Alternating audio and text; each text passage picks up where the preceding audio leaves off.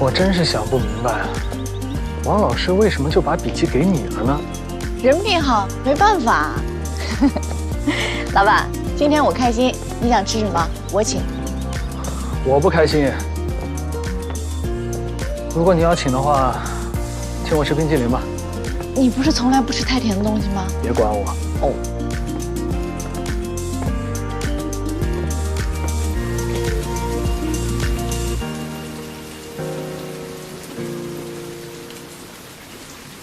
老板，你的。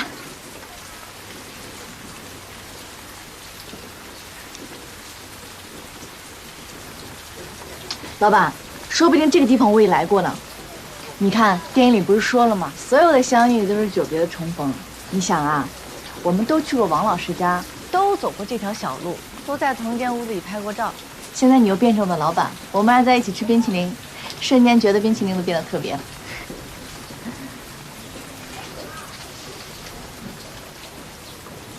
老板，你在想什么？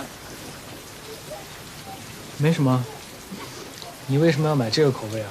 这也是最新口味，你要不要尝尝？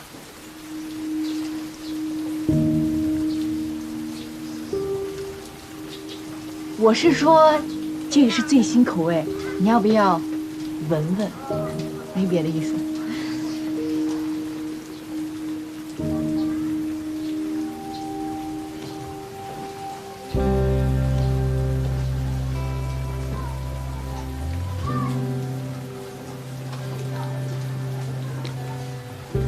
还可以啊。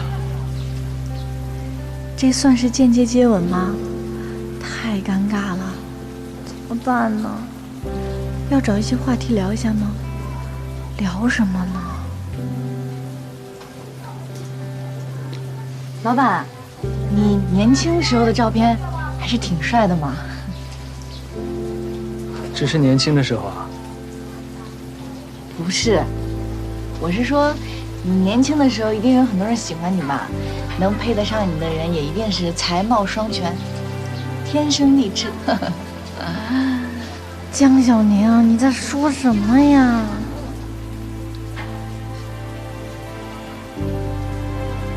陈文文是我的前女友。为什么突然说这个？我可从来没问啊，而且。我不是很在意这个问题。不在意是吧？好，那不说了。但你要想说也可以啊，反正天在下雨，我们也走不了嘛。我跟陈文文高3毕业在一起的，在一起之后我就出国念书了，我们俩一直经历着异国恋。大1暑假的时候。我回国了，但发生了一些事情，我们就分手了。之后再也没联系过。我没想到你把他带到公司来了。是的，怪我，都是我的错。我这只乌鸦总是带来不好的事情。